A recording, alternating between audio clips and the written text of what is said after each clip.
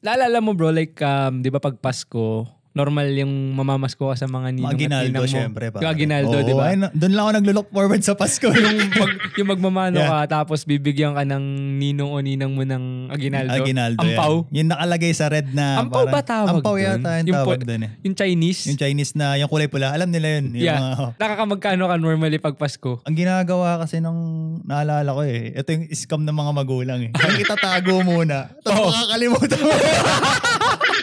hindi na kasi 'di ba pag bata ka pa wala ka pang means na parang way na parang mo i-handle yung pera. Anak, tago mo na. Tapos hindi na bumabalik yung ano. Hanggang sa nakakalimutan ko. Minsan alala ko meron ako doon meron akong teddy, parang bear siya bro na alkansya, plastic. Doon ko nila sinusuksok. Lahat na nakukuha ko.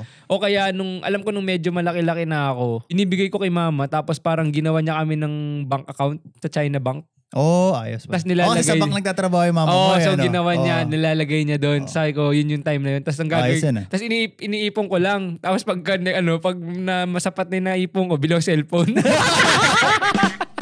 Maganda yung pag nagpapatong-patong na, uy, 500. Oo, diba? Uy, 1,000. Kasi ang gusto ko doon bro, yung kasi may palaro. Alam ko sa amin yung tito ko, mag-host siya ng party, papalaro. Tangin na bro, may palayok. Yeah. May palayok. Kahit Pasko? Pasko lagi. Pasko tsaka bagong tradition taon. ng family nyo? Tradition siya. Tapos, may iba't ibang games kasi yung mga tito nasa likuran lang nagiinuman, beer. Tapos, yung isang tito tsaka tita nag-host nung laro, tas kami mga bata, 'di ba? Tapos pagka merong limbawa, yung isang bata namin lagi nananalo, tangina lahat 'yan mag-iiyakan na kasi lagi siya nananalo. Siya nakakakuha lagi ng 100, 50 pesos. Yeah, so ganun yung yung nangyayari sa amin pag Pasko. May times bro nakakaawa din kasi minsan may parang mga pulubi na naglalakad. So parang pag Pasko na may dumaan doon, binibigyan namin ng pagkain. Kasi kawawa naman eh. Tas kaso nga lang minsan bro, like pag yung isang bata binigyan mo, mamaya magtatawag na. Talaga. 'Di ba? Kasi syempre pag nakita ng isang bata na si ganito may di syempre. Pero kung meron, binibigyan naman pagka ganun. Sa Pasko ba sa inyo meron yung parang perya? Meron yun. Sa may sa Marikina kayo sa diba? Riverbanks. Di ba? Yung may mga Ferris wheel. Doon. Ang tama yung tanda ko bro. Meron sa Riverbanks. Ewan ko alam mo yung mall na yun, yung Riverbanks. Kung nasan yung malaking sapatos. Yung doon. Nandoon. Yeah. Alam ko doon. Sa inyo ba? Doon nila nilalagay. Parang maliit na Ferris wheel. Parang peryahan talaga. Parang nilalagay doon sa harap ng munisipyo eh. Tapos yung parang minsan may singing contest. Yeah. Parang pesta din. Sumali ka bro, singing contest. Ay, magkwento ako sa ganyan. Meron akong yung pinsan ng mama ko. Sabi niya, magaling ako kumanta. Nag-champion ako pare, sabi niya ganun. Lagi yung binabrag yun. Baka nag-champion sa Magic Sing. Gago! Ang kinakanta daw niya, pre, mula sa puso. Mula sa puso. Puta, favorite ko yung palabas na yun. Alam mo yun? Tapos, sabi ko, sige nga, sample. Kumanta mula sa puso. Tangin ang pangit ng boss. Tapos sabi ko, paano ako nanalo? Alam mo ba, paano ako nanalo? Siya yung judge. Hindi, default. Walang dumating na Kaya naman pala siya nanalo. Putang ina yun. Trip yun eh. So uso sa inyo bro, yung may mga parang pa-games, ganyan. May mga pa-games din. Pero yung mga pa-games sa school din namin ginagawa yan eh. Yung Putok Lobo. Yeah. Meron ganun. Ay, yung mga kasagsagan ni alam mo sa Wawawi. Yung puto ka na. Puto ka na! Go! Puto ka na. Usong-uso yun eh. Tapos yung may mga Christmas jingle. Yeah, sa amin meron yung perform kayo as a group. Tapos yung yung the good old poster making contest. Yes, diba? Sa school. Uso nga yan. Hindi nga mawawala. Tapos naalala ko pa din dun yung, alam ko binibigyan namin ng regalo minsan yung mga paborito namin teacher. Sa inyo, uso din ba yun? Uso din yun. Diba lamang si tita, kasi teacher si tita, di ba? Marami siya nakukuha. Ako nakakakuha. Ikaw nakikinabang ha? Mostly mga snacks din eh. Naalala ko yun. Kahit mga Pasko pa lang, di ba? December 5. Yeah. Minsan sinisimulan na namin ng paputukan dyan eh. Alam ba mga ito na, simulan natin ng usapang. Kasi pag Pasko kasi, yung New Year eh. New Year eh, di ba? Konektado na yan eh. Oo. Actually, mga Kailan ba nagbebenta ng paputok? September pa lang ano? Maari. Diba? Kasi nag-ano yan eh. Alam mo yung, kasi pagka bumili ka last minute, mahal at saka ang hirap bumili kasi busy, diba? So, naalala ko nun, nung unang na-expose ako sa paputok, alam mo yung mga siguro grade 3 pa lang ako na to, grade 2. Alam mo yung bawang, binabato siya. Yung pop-up. Paborito ko yun, bro. Tsaka yung, ang sigurado ako, hindi na to alam ng mga bata ngayon, Watusi. Laso na daw ngayon yun. Pag ginanon mo, tapos dumiretso-diretso, gaganon mo sa kamay. Puro kali yung kamay ko eh. Pak. Alam mo yun? Parang ang angas mo nun eh, hindi ka nasasaktan diba? Alag mo yung Watusi. Tapos ang bango niya eh, no? Parang yung amoy niya, ang bango, tapos pag ginanon mo, tapos pumutok, diba? May Watusi pa ba? Parang wala na eh. Kasi nung umalis kami noon, 2010, di ko natanda kung mayroong Watusi. Maaring meron pa, pero iilan na lang ang meron. Ang usong-uso nung umalis kami, Piccolo. Ginagawa. Hinahawakan ko pa yun dati, man. Pero ang nangyari, bro, like yung Piccolo from let's just say 2008 to 2009 to 2010, palakas ng palakas. Yung pataba ng pataba din eh. Diba? Sabi mo, pwede mong gawin yun, nakaganyan ka ginawa ko yun. Diba? Yeah. Tapos yung last New Year ko doon, 2010, bro, nilagay ko sa bote na Sprite, like babasagin, tapay takbo ko pagsabog para shrapnel.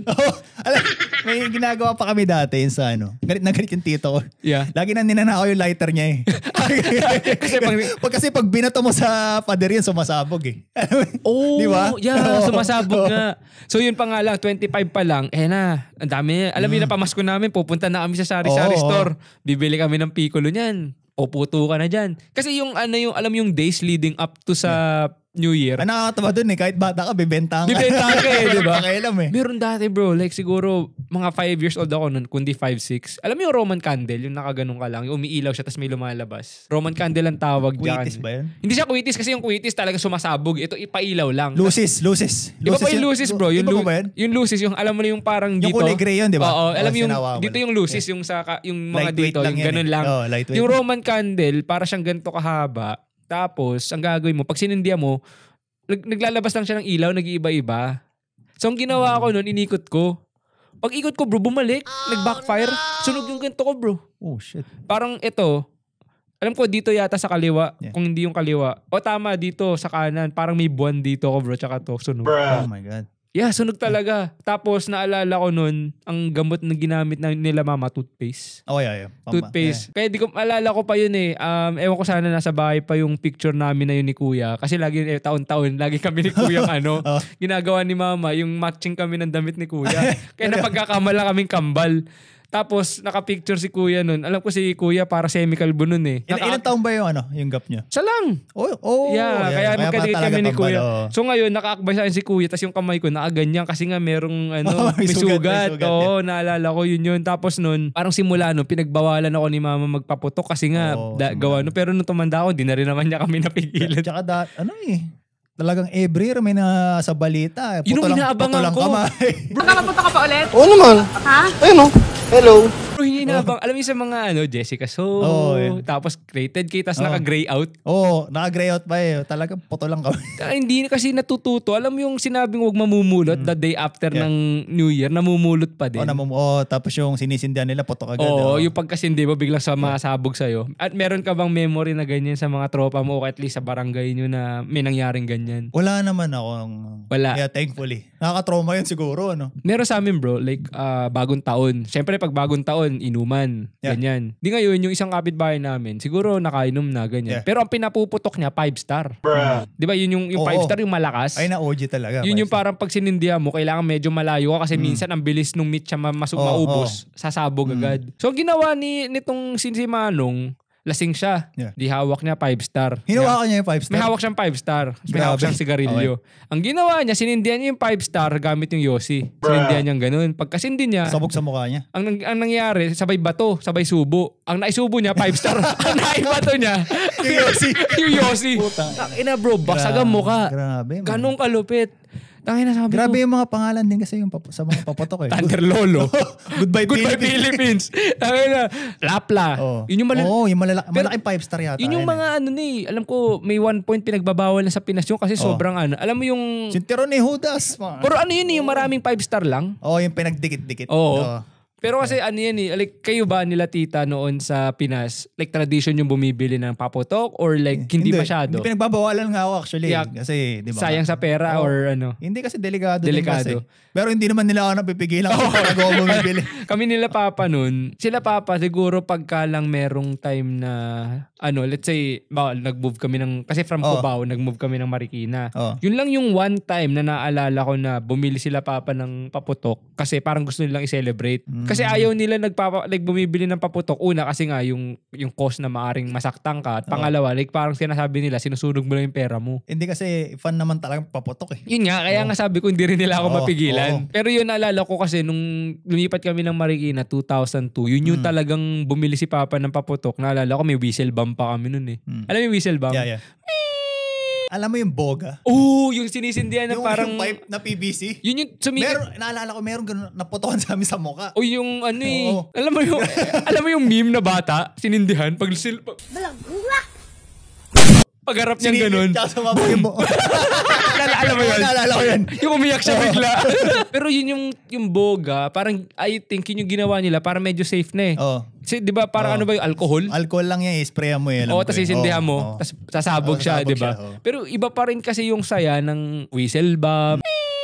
Tapos tatakbo ka, di ba? Alam mo yung quitis ba yung parang yung... Lumilipad. Yeah. Yung di ba? Ayun yung ba yun? Yung kulay pula? Yung okay. Yung pula. Tapos nasa stick siya. Ginawa namin ng mga bata kami, nagbabarila kami ng quitis yo. What the fuck? Sobrang hardcore. Tangin lang yan. Ilang taon kayo nun man? Kalimutan ko, sugat-sugat kami. Sa sementeryo kami nagagaganon eh. Di galit na galit si tita. Hindi naman ako nasusugatan, takbo. Tangin na bro, tangin na hardcore nun na. Daig mo pa si Manny Pacquiao. I know. Pinoy! Grabe mga kabataan sa amin, meron pa nga. Nauso pa ba sa inyo yung pellet gun? Sasabihin ko pa lang eh. Di ba? Yung barilan yung harapan. Oo! Puta na bro. Pantal-pantal. May one time nun, may kapitbahay kami. Nakatira ako sa Cubao pa nun. May best friend ako doon ang pangalan niya, si Balong. Si Balong. Ngayon, naglalaro kami ni Balong. Tapos, may isang din doon, bata, ang pangalan niya si Ambo yata.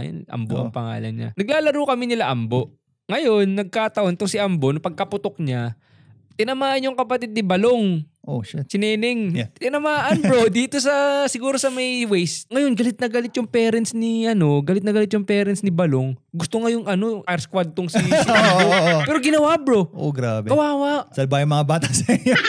Ginawa, like talagang pinar squad si Ambo kasi nga, like, yung takot niya doon sa magulang ni Balong. So, ang ginawa, kumuha ng pellet gun yung tatay niya. Puta, nakatayo bro, binabaril ng pellet gun. Sabi, brutal naman yun. Pinayagan ka na mama mo, bumili ng pellet gun. Sa Divisoria pa nga eh. Meron nun, like, pero ang binibilang kami, pero ayaw nila mama na maglaro kami na, like, alam mo yung lalagyan mo ng pellet gun. Kasi meron kami nun, mahilig kami ni kuya sa mga tao-tauhan na figurine. Oh, yeah. Babarilin namin yun. Pero ang ayaw ni mama is yung ginagawa namin nila Balong na maglalaro kami, tapos magbabarilan kami ng kamihan. Kasi nagkataon nun si kuya, tinamaan sa may mata bro. Dito. Buti hindi siya nabulag, ano? Yun nga, kasi di ba sakit nun pag tumama sa'yo? Masakit talaga, man. Tapos, plastic pa yun eh. Yeah, di ba? Naalala ko yung kay kuya nun, masakit yung usi. Masakit yun. Maganda sana kung automatic pero may shotgun pa. Yung shotgun parang hindi naman siya, masyadong masakit eh. Parang hangin lang siya eh. Yung isa yung... May tactical eh. Yung paganon yung yung shape. Yung Tapos yung 45. 45. Double eagle yata. Yung double eagle. Alam mo yung may ganun pa. Double eagle. Tangin na bro. Titinta pa kaya sa atin yun ngayon? Hindi na siguro, ano? Ewan ko lang. Pero pwede naman. I think so. Sa Pilas pa. Siguro. Sa bagay.